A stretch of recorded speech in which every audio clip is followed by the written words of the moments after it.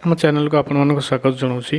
ଦେଖନ୍ତୁ +3 ପିଲାମାନେ ଯେଉଁମାନେ ଫେଜ୍ 1ରେ ଆଡ଼ମିସନ୍ କରିନଥିଲେ ସେମାନଙ୍କ ପାଇଁ ସୁବର୍ଣ୍ଣ ସୁଯୋଗ। ଆଉ ଥରେ ଫେଜ୍ 2 ପାଇଁ ଆଡ଼ମିସନ୍ ପାଇଁ ସେମାନଙ୍କ ପାଇଁ ଡେଟ୍ ପଳେଇ ଆସିଛି। ଯେଉଁମାନେ ଆପ୍ଲାଏ କରିକି ଆଡ଼ମିସନ୍ କରିନଥିଲେ କିମ୍ବା ଆପ୍ଲାଏ ଜମା କରିନଥିଲେ ସେମାନେ ଆପ୍ଲାଏ କରିପାରିବେ। ଯେଉଁଥିରେ କି ଆପ୍ଲାଏ ଡେଟ୍ ରହିଛି 23 ଅଗଷ୍ଟ 2025ରୁ 3 ସେପ୍ଟେମ୍ବର 2025 ଯାଏଁ ରହିଛି।